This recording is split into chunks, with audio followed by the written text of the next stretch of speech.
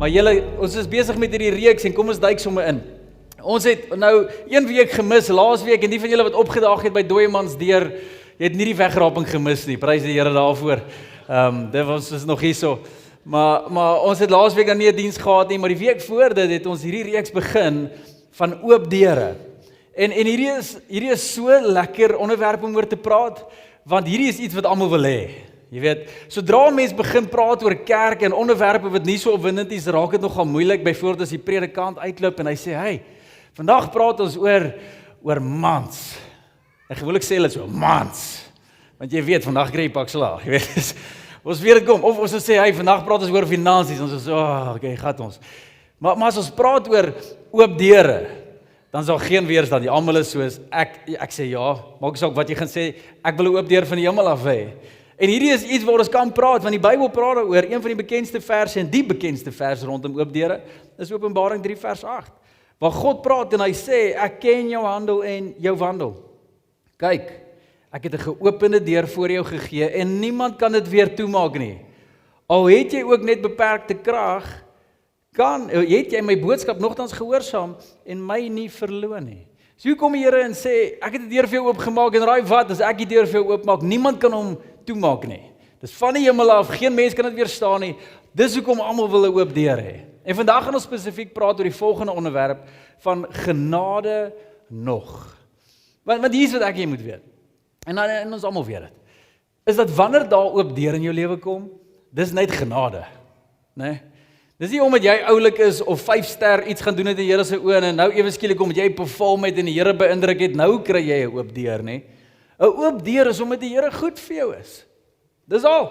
Dis nie omdat jy in sy goeie boekies is en 'n ander ou nie.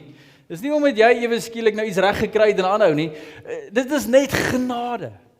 Dis omdat die Here vir jou iets gegee het wat jy nie verdien nie. Die Here het besluit, luister, hierdie is jou seisoen vir dit en daarom gee ek dit vir jou.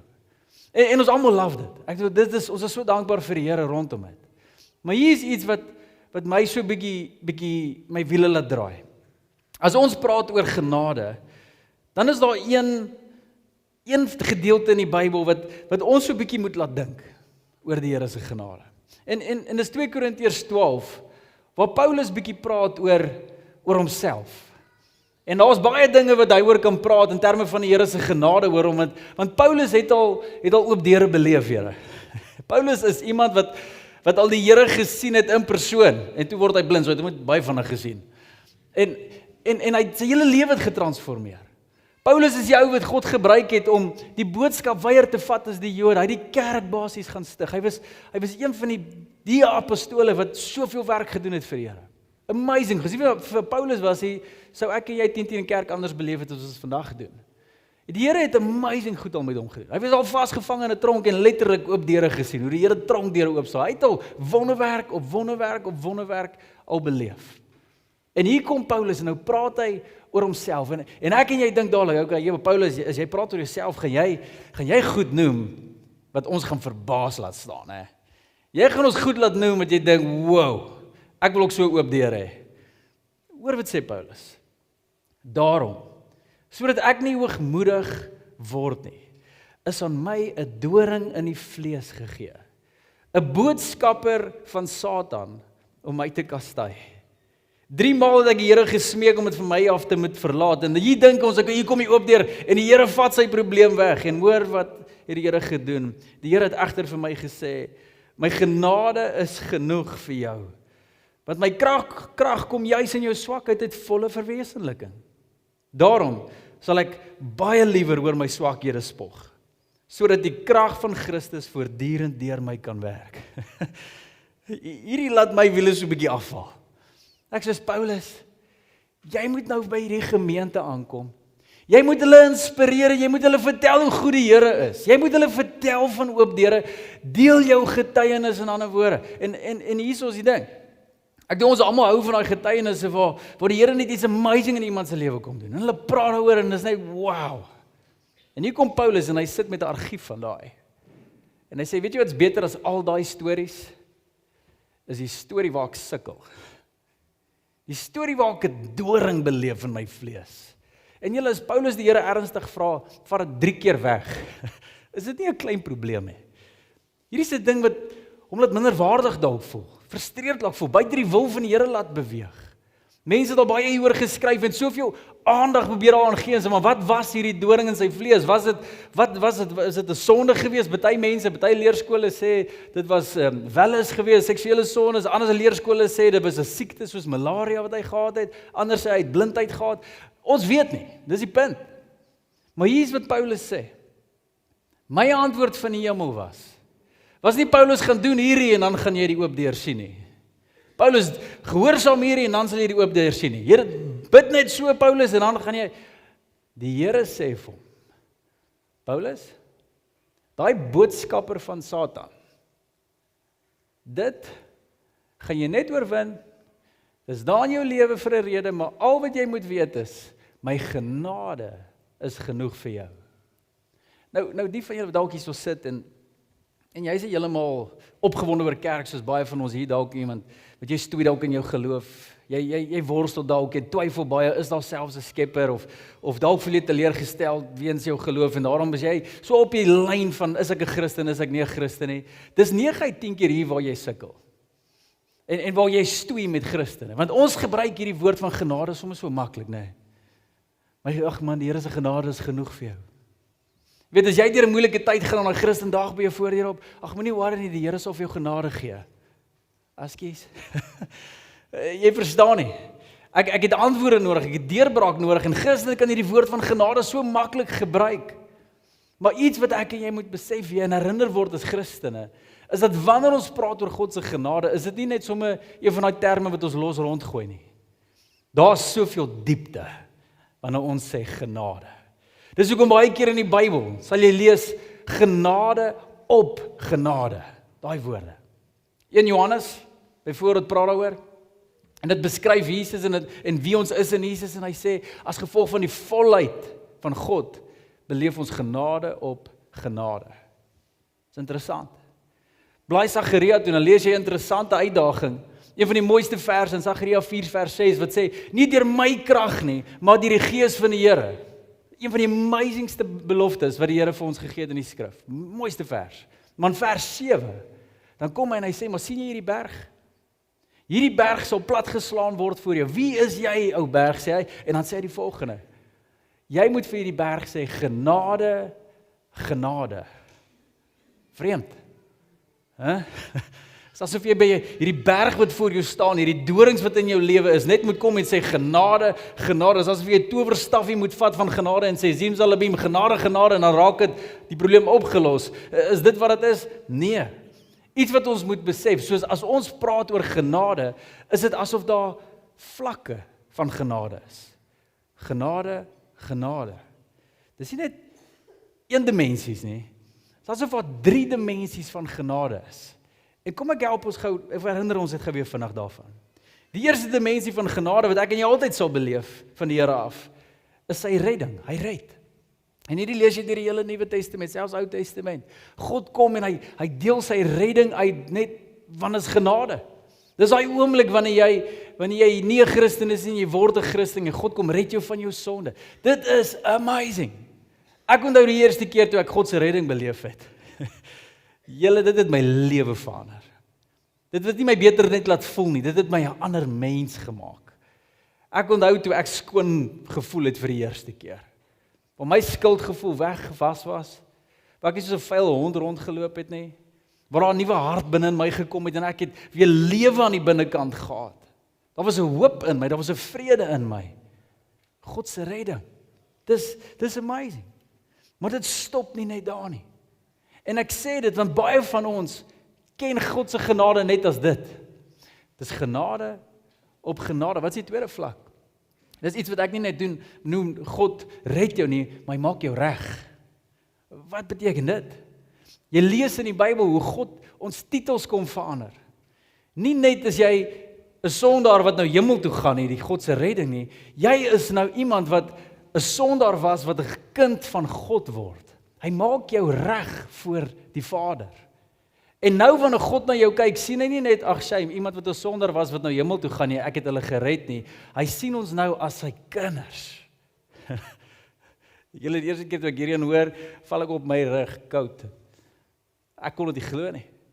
Weet jy hoe lank het ek gesukkel om te byt aan die ene? Hierdie vlak van genade. Maar kom ons wees eerlik, ons gebruik dit los. Die God van die heelal, die almagtige een, die een wat sê, laat daar lig wees, en boem, hierdie skepping van ons gebeur.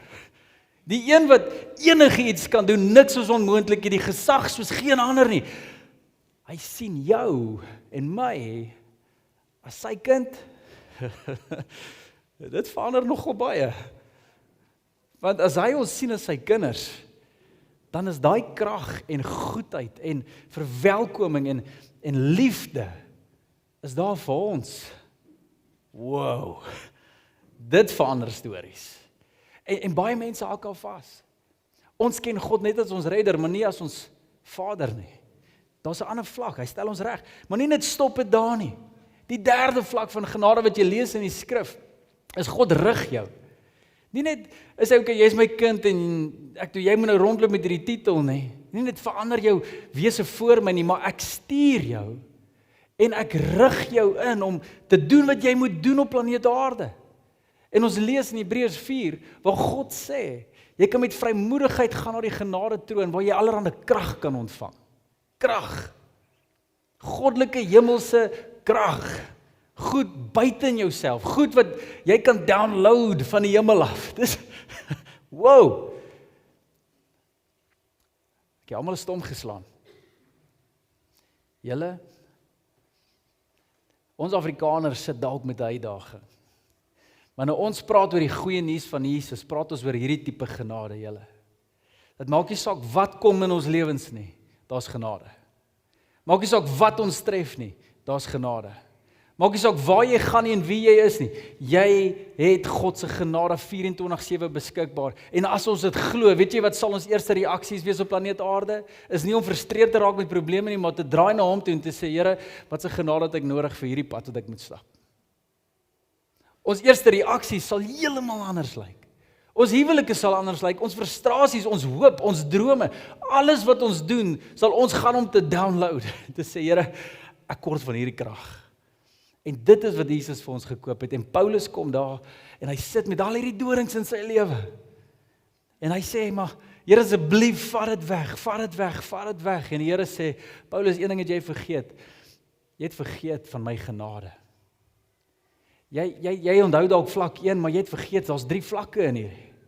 En Paulus, daar's 'n krag beskikbaar, dat jy hierdie doring van jou kan hanteer. Dat jy hemel selfs in hierdie doringsituasie kan inbring. En soveel as wat Paulus dit gehoor het, moet ek en jy dit hoor. Want hierdie is een van die mooiste oop deure wat die Here vir ons ooit sal gee, is sy genade. En sê hy, so jy oop deur in jou lewe, kom kry net genade. Kom na die genade troon toe, kom spandeer tyd saam met my, vra hy ons. Kom praat met my oor wat jy nodig het. Ek sal dit vir jou gee. Ons eerste reaksie sal verander. Maar hier is die ding. Wanneer ons regtig genade glo, en wanneer ons regtig hierdie ding verstaan, en dit deel raak van ons bril, dit raak ons mentaliteit, dis hoe ons funksioneer, dan is daar 2 waarhede wat jy sal sien binne my en jou lewe. En wat bedoel ek by 'n waarheid? So rukkie terug het ons die voorreg gehad om pickleball te gaan speel, toe ons oor see was, saam met een van 'n ou Wimbledon speler. So hierdie ou was 'n amazing tennisspeler geweest. En nou is ons hier op die pickleballbaan. Maar hierdie ou is nou al in sy 60s. En hy sit vir ons oor aan. So sin, daar is niks meer vernederend vir 'n kompeterende ou wat op 'n baan kom en sê, hier's 'n ou toppie, en daai ou toppie breek vir jou onderste bo nie. Niks meer vernederend as dit, en hier is ons, en hy is so passievol oor dit, hy het geen genade nie, by the way. Hy soos, as jy in my klas kom, gee ek vir jou die beste coaching wat jy kan kry, en hy haal uit, en hy slat, en jy moet duik, en jy moet beweeg, en hy speel. En op 'n stadium, elke keer as hy sien jy doen iets verkeerd, dan slaan hy die bal weer daar, en dan maak jy weer die fout, dan stop hy die game. En dan vra hy vir ons, what did you learn? Dan sê ek, ja nee, ek weet ek het dit fout gedoen. Hy sê, no, what did you learn? Dan sê ek vir my, ek het hierdie fout gedoen. Dan sê hy, what did you learn? Hy soek dit in 'n sin.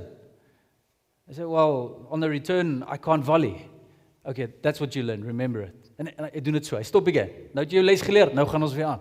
Dan speel ons volgende fout, what did you learn? Stop by die game. Soos kan ons ophou hierdie doen? Kan ons die game speel? Jy weet, dit is so irriterend. Maar toe besef ek, hy probeer 'n waarheid in my inkry. Jy het nou beleef hier's iets wat moet verander, maar jy klik dit nog nie duidelik genoeg nie. En ek dink daaraan toe ek dink aan genade, want ons almal het al genade al beleef, maar het jy al gestop en van die hemel af gehoor, maar wat het jy geleer daar? Wat het jy vasgemaak oor genade daar? Wat is die waarheid oor genade toe jy dit beleef het?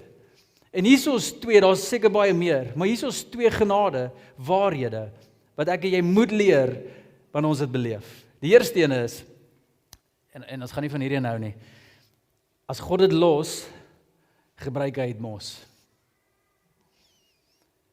Dis wat Paulus leer. Paulus, daar's 'n doring in jou lewe, ek sien dit. Ek weet dit is vir jou swaar.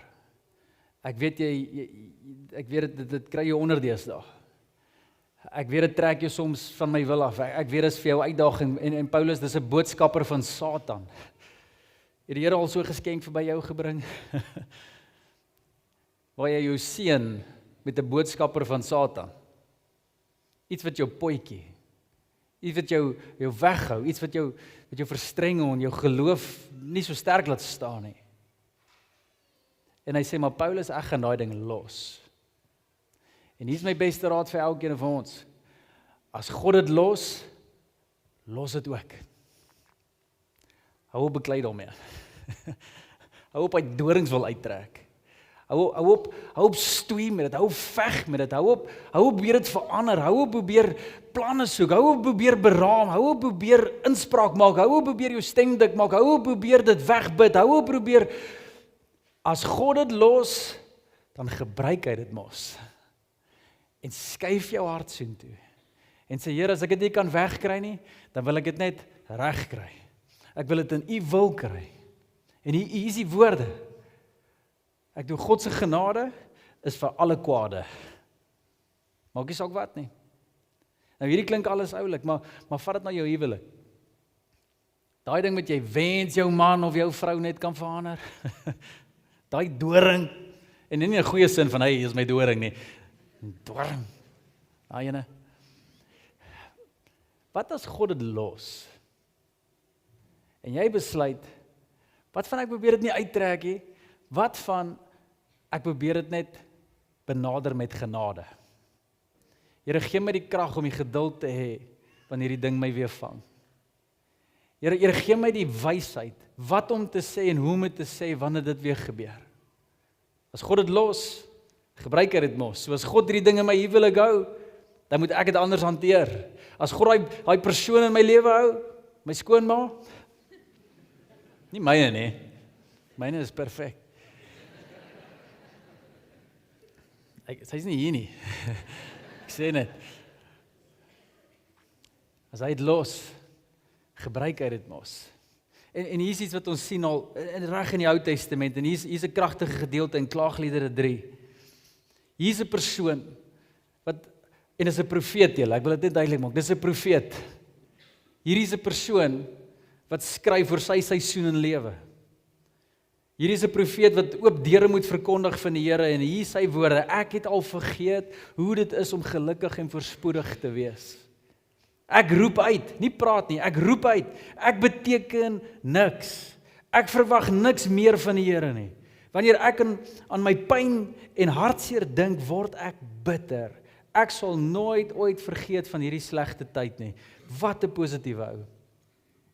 Tog, sê hy, tog is daar een ding waarop ek kan reken en waarop ek altyd sal hoop. Deur die Here se troue liefde is ons nie doodgemaak nie. Hy hou nooit op om vir ons om te gee nie. Sy genade het geen einde nie. Op u ontferming kan mens altyd vertrou. Dis elke oggend net. God se genade is vars elke oggend, sê hy. Maar moet julle gehoor hoe skuif hy? Het jy gehoor hoe skuif hy van, okay, maar hier's probleme in my lewe, hier's dorings in my lewe, en toe kom die tog oomblik. Hey, God los hierdie goed in my lewe.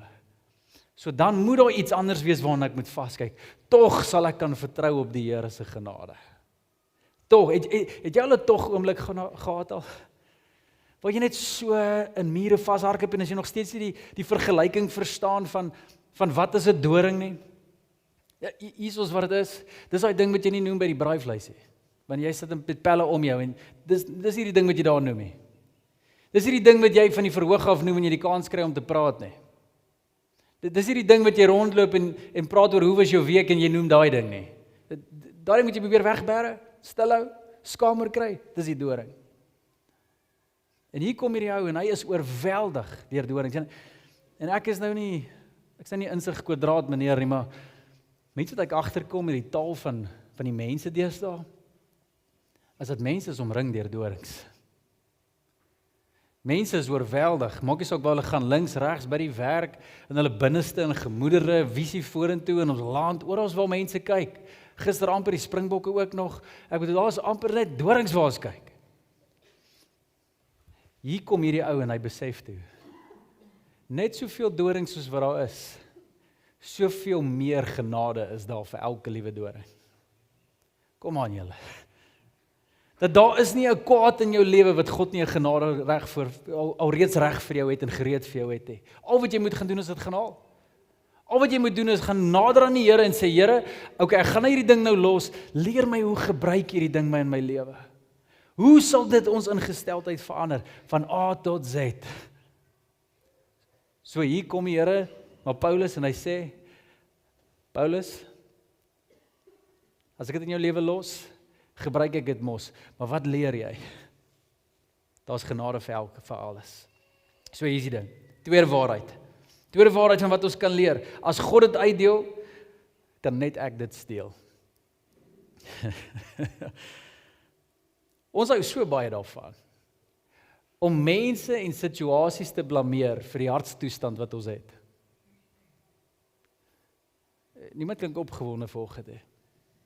Kom maar julle. Ons love dit om vinger te kan wys na iemand anders of iets anders vir die rede hoekom ons nou so is wat ons is. Ek reageer so want my man of my vrou so en so en so. Ek is so want as die kinders hier kom en as ek moeg en ons wys die vingers. En iets wat ons moet besef, as God vir jou genade uitdeel, vir jou seisoen en jou situasie, al een wat jou uit daai genade situasie kan uitkry en al daai genade hartstoestand kan uitkry, is nie jou mense nie, is nie as die duiwel nie, dis ek en jy, onsself. Dis al wie ons daar uitkry. Ek vat ons na 'n storie toe. Petrus was iemand wat hierin geval het. Petrus beleef amazing genade van die Here af hier teen die einde van Jesus se bediening, net voor sy kruistog. En iets amazing gebeur. Jesus stap na Petrus toe voor die ander disippels en hy sê iets oor hom wat hy oor niemand anders gesê het nie. Hy kyk na Petrus en hy sê vir jou, Petrus, op jou gaan ek my kerk bou. Hy gee vir hom 'n belofte, hy gee vir hom 'n roeping, hy gee vir hom iets om te gaan doen op planeet Aarde, om God se werk klaar te gaan maak. Wow, jy kan dink toe hy dit beleef het, sy breë bors staan sommer so, skouers teruggetrek. Petrus is soos, wow, Here, dankie. Ek is lojaal aan U en hy gee sy belofte en hy sê, Here, enige pad vorentoe, wat ook al U van my wil hê, wat meer kan ek voor gevra het as hierdie oop deur? Dis genade op genade. Hy kry roeping. Nie te lank daarna nie. Kom Jesus se donkerste tyd en Petrus sê, maar Here, ek sal U nooit verloon nie. En raai wat? In een aand verraai hy Jesus. 3 keer ontken hy hom. Van Petrus wat gesê het, ek sal U nooit los nie. Na 3 keer in een aand los hy hom. En Petrus is gebreek, meer as Jesus daardeur. Petrus gaan so ver, hy swaar op homself. Hy kwit Christendom. Hy gaan vang weer vis. Want hy kan nie hierdie ding regkry wat God vir hom gevra het nie. Hy moet nou hierdie kerk gaan bou. Maar hy staan daar en hy kan nie as Jesus volg in die moeilike tyd nie. Hoe gaan hy kerk gaan bou teen al die vervolging wat kom en al die moeilikheid wat kom? Petrus is net soos ek's uit. Ek kan nie. God se genade het wel nie verander nie. Want toe Jesus opgestaan het uit die dood, draai wat een van die besoeke wat hy gaan aflê het, is by sy disippels. In Johannes 21 het Jesus 'n vuurtjie gemaak en hy roep sy disippels nader en daar's 'n intieme gesprek wat hy saam met Petrus het, juis oor hierdie waarmee hy stoei. Toe hulle klaar ontbyt geëet het, vra Jesus vir Simon Petrus, Simon, seun van Johannes, hy vra hom 'n vraag, het jy my lief meer as hierdies? Petrus sê vir Jesus, ja, Here, U weet dat ek U lief het. Jesus sê vir hom, gaan versorg my lammers. In ander woorde, hy herinner hom aan die opdrag. Hy herinner hom aan, Petrus sê, ek gaan nou weer op my kerk bou, onthou hierdie storie, jy moet na my mense gaan kyk, gaan pas my skaap op. Jesus vra hom toe 'n tweede keer, Simon, seun van Johannes, het jy my lief? Ja, Here, U weet ek U lief het, antwoord Petrus. Jesus sê vir hom, wees 'n herder vir my skape. Weereens die roeping. Hy sê die genade is nie uit plek uit nie. 'n derde keer vra Jesus hom, Simon, seun van Johannes, het jy my lief? Petrus het hartseer geword, omdat Jesus hom 'n derde keer gevra het jy my lief? En hy antwoord Jesus, Here, U weet alles, dat ek U lief het. Jesus sê vir hom, gaan versorg my skape. Nou, hoekom is hierdie gesprek belangrik? En hoekom raak Petrus so hartseer? Hoekom die emosies? Wat is aan die gang hierso? Nommer 1.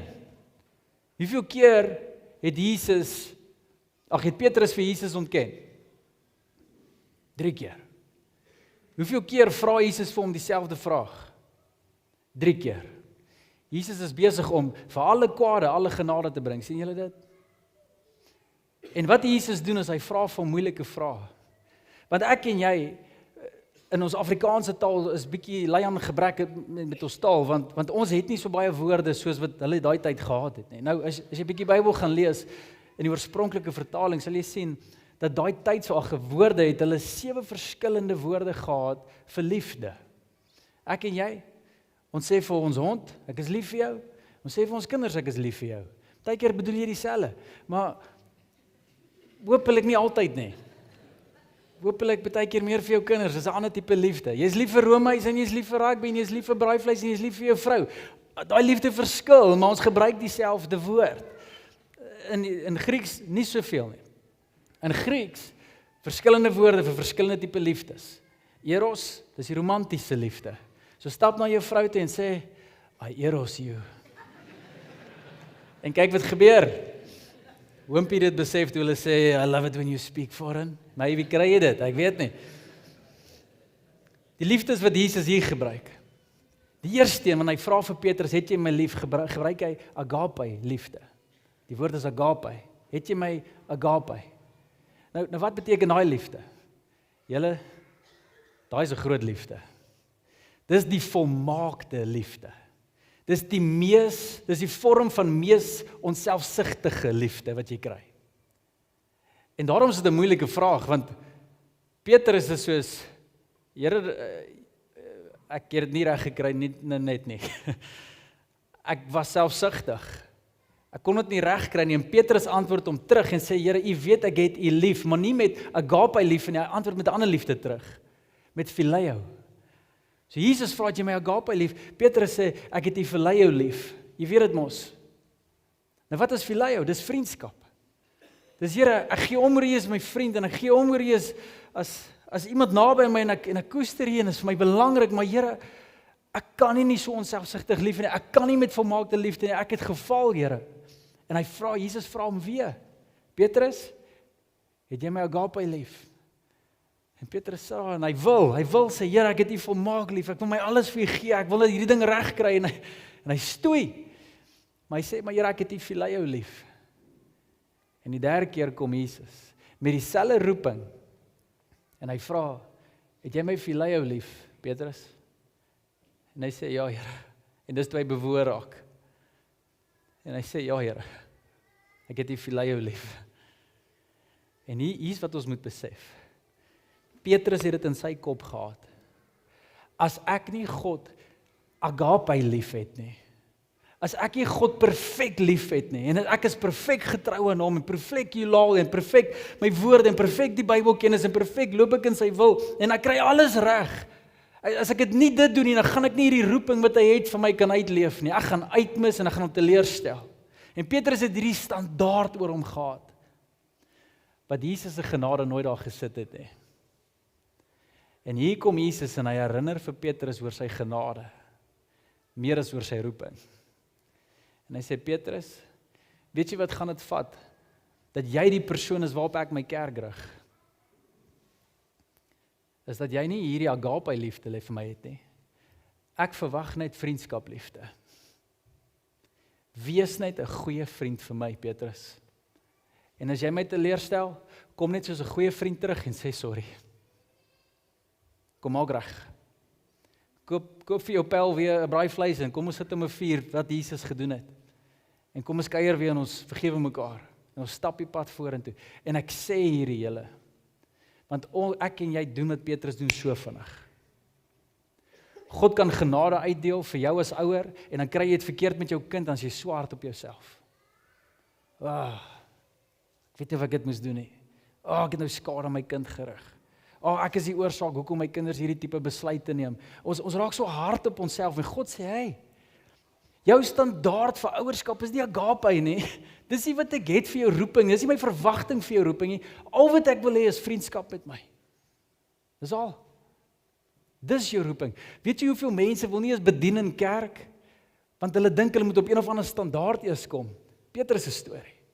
Hulle diskwalifiseer hulle self om te bedien, om gedoop te word, om enige pad te kan stap met ander gelowiges, om inspraak te maak wanneer hulle iets voel is nie reg nie, want ek weet nie genoeg nie, ek is nie genoeg nie, ek is nog nie op daai standaard nie.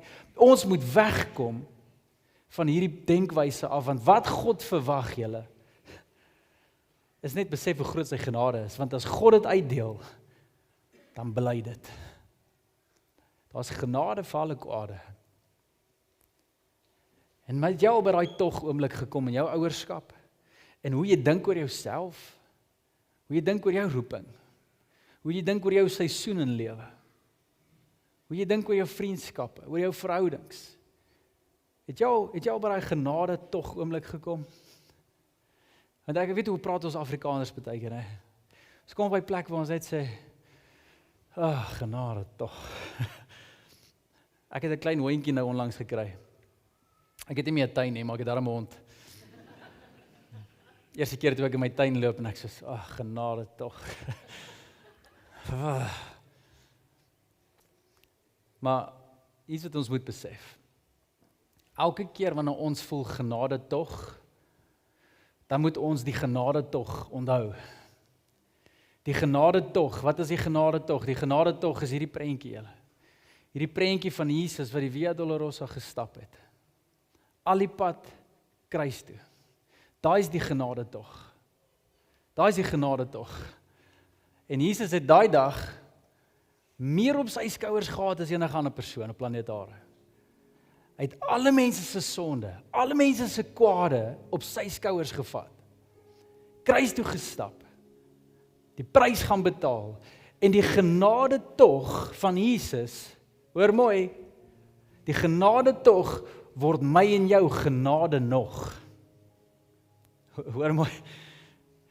Elke keer wanneer jy voel, genade tog, het Jesus gekom en gesê, maar, hey, klink my jy het nog genade nodig. Genade tog word genade nog.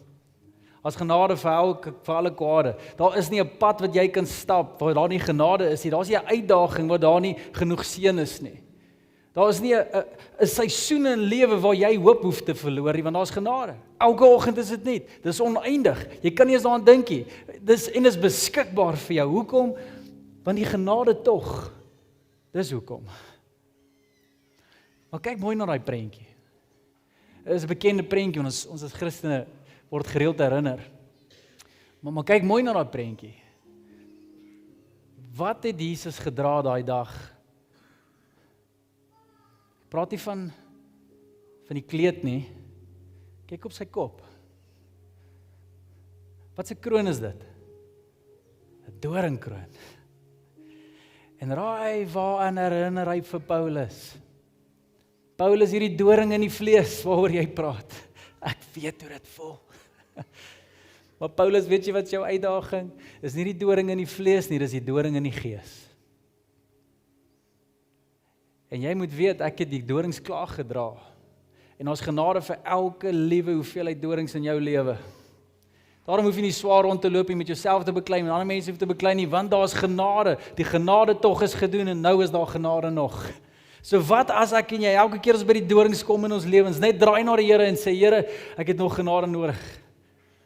Here, gee my asseblief nog wysheid. Here, gee my asseblief nog deurbraak. Here, gee my asseblief nog geduld. Here, gee my die genade wat ek nodig het om die pad te kan stap wat U wil hê ek moet stap. So vrylik beskikbaar is dit vir elke liewe een van ons.